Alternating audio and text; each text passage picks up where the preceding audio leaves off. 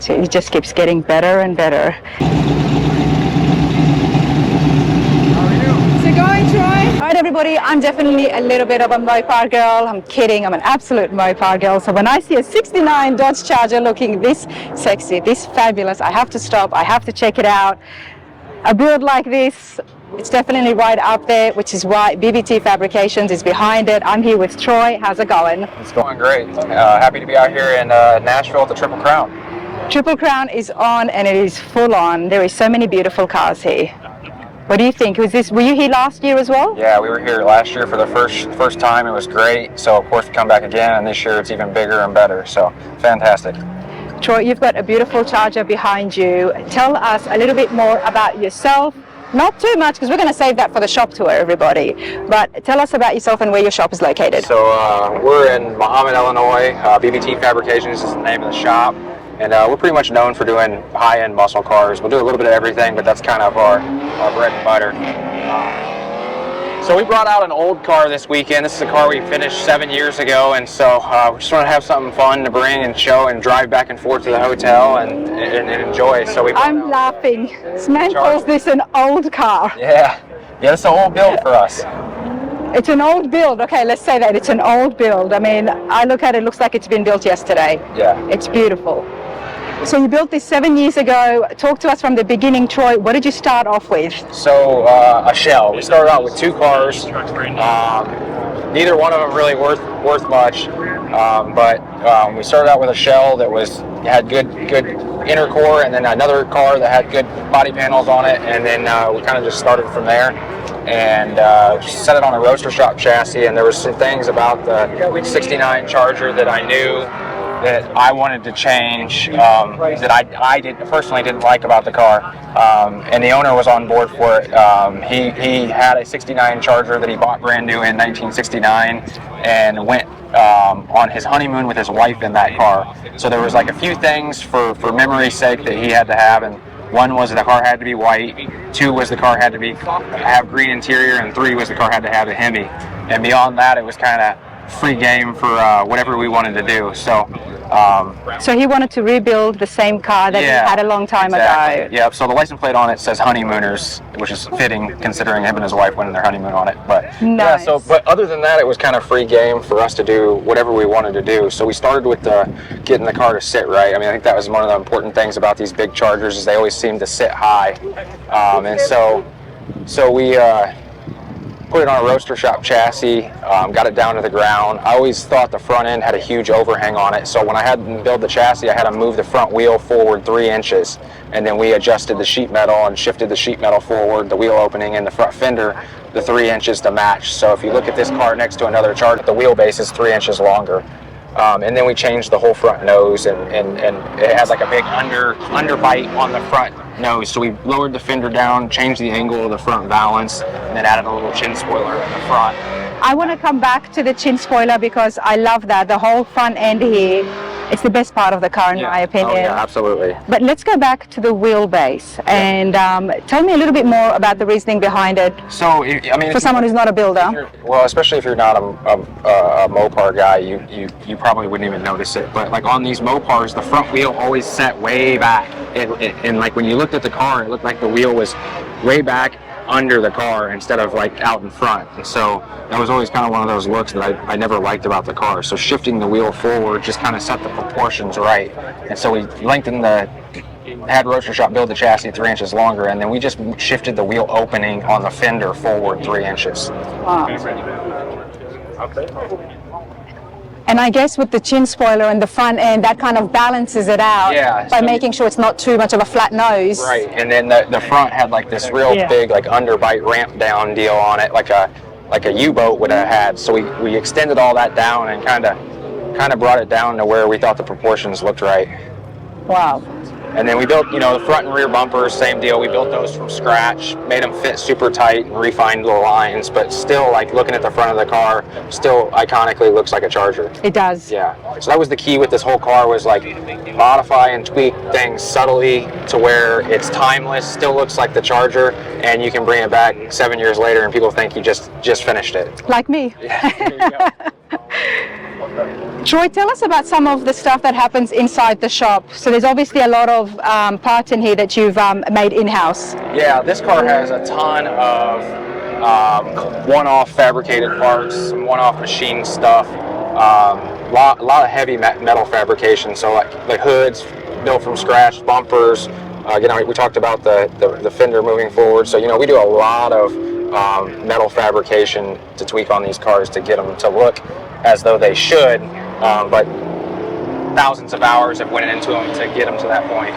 How long was this build?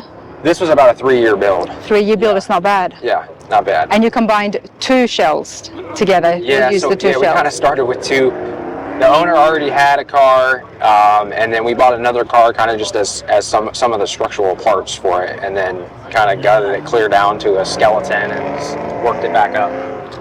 One of my favorite parts is gold with the white goes so well. Love the accent color, but the fact it's been covered inside into the grille. Yeah. Talk to us about how this came to be. Yeah, so with the white, we wanted to do something a little bit different. So we started with like the trim, and we knew we were going to do nickel instead of chrome. So the nickel already has kind of a gold, hue to it versus the blue of the chrome. And so we thought, the gold would really tie in well, like on the grille and the chin spoiler and the wheels, engine bay and whatnot, with the white and the nickel plating. So that's nickel, okay. Yep. Nickel is giving off that color, because I thought, okay, well, is it chrome? Is it painted chrome? But yeah, so like if you look at like the regular chrome, it's like blue. It's very shiny. Yeah. If you look at the nickel, it's got a gold hue to it. So that's how you can tell the difference. And you did all of that at BBT Fab? No, all the nickel plating is advanced plating. Advanced plating, okay. All right, well, we have to talk about the hood. Yeah. Talk to me, because it's very different, obviously. I haven't seen anything like this before. Yeah, so the deal with the hood is it's, if you're familiar with the 69 Charger, it had 2 little false scoops on each side of the hood. Yep. So that was one of the things I wanted to take out because it wasn't functional. Same deal with the door. The door had the false scoops too, and they're gone.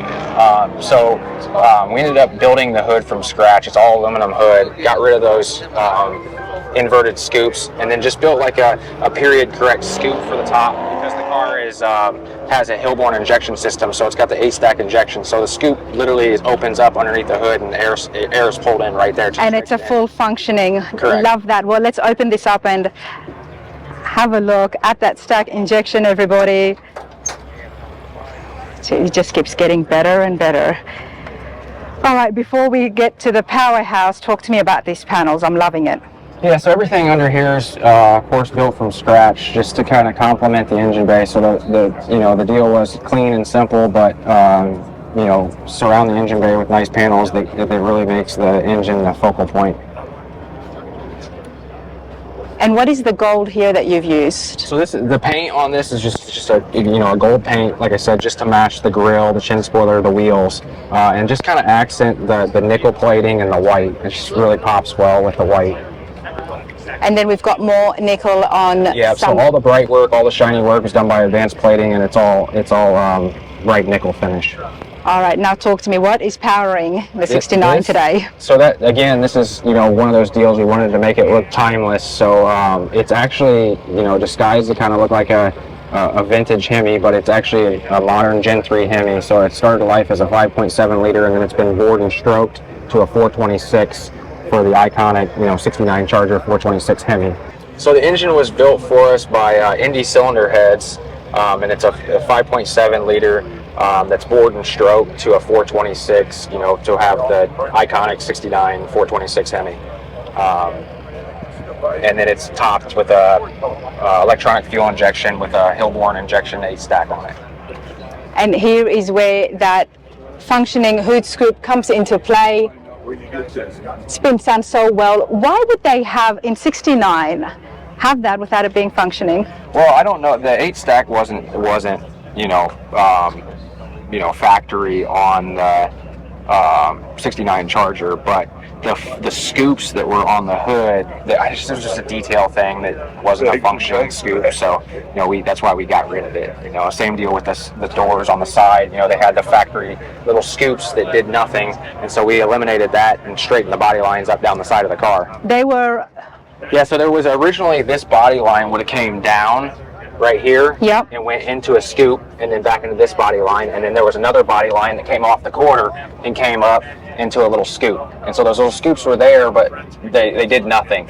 And so I thought they always just cluttered up the side of the car. So we built new door skins to get rid of all that, just straighten the lines up, and then we changed the lines on the fender because they rolled into that scoop. So the lines on the fender here and here, and then the whole door skin has been changed. Wow. So that way the line just runs straight. And you know, if you're an iconic, like purist Mopar person, they hate it, but we think it works, and I think it makes the car a lot cleaner. If you can get a beautiful, iconic classic and make it better to fit 2024 or the 21st century, it's just... Yeah, that was the goal, was to just kind of build a car that, you know, these cars already had good lines, and just kind of clean some things up and not make it look obvious, so that way if you really don't, if you're not a die-hard person that knows these cars in and out, you really won't notice the changes that we made unless we tell you. And I think that's the biggest thing. I don't want it to stick out like a sore thumb. We want it to be timeless, to where 20 years from now you can pull it out and it looks like a great build that's done yesterday. But it's beautiful, and it's drawing in so many crowds. I loved it. I saw it. I knew there was a lot happening to it. I don't know what exactly, and that's because there is such minute details there. But it is beautiful, and you've done it so well. And I love the fact that you've kept the body lines really straight. If you want to be interviewed, sir, all you have to do is just say so. You were saying that this nice young man here, so. It's Mr. Bobby Alloway, everybody. A lot of people don't know him, but he has decided to put on a show. Yeah, well, hey, it's going to paint now, so. Well, I was hoping the bare metal would be here today. This one got me in trouble at Barrett Jackson because this car was in bare metal, and I thought it was the greatest thing there, so it was. I'm glad I got you in trouble. I'm glad you did too, brother. You were mentioning that last night. I was. You were mentioning that. It's just the workmanship. You did it with your hands. And what did you say? You said, I'm not going to say balls. I did just say that, didn't I? I did. I said if he has the balls to bring exactly. If the builder's got it. That's exactly. what I said. So. Well, now you're going to be all pissed off next time you see it because it's painted. Oh, my wife is. Oh, okay. She liked it bare metal? She liked it. Yeah. I did too. You get a lady to like a car in bare metal. Troy, it had to be good. There you go. Anyway, don't let me interrupt you. Maybe I would. Love you, Bobby. Let's see you, Bobby. Thanks. Thank you for coming. Oh, yeah, absolutely. Now that he's gone and out of the picture, that man, seriously, what are we going to do with him? I don't know. He's a great guy. Gotta love him.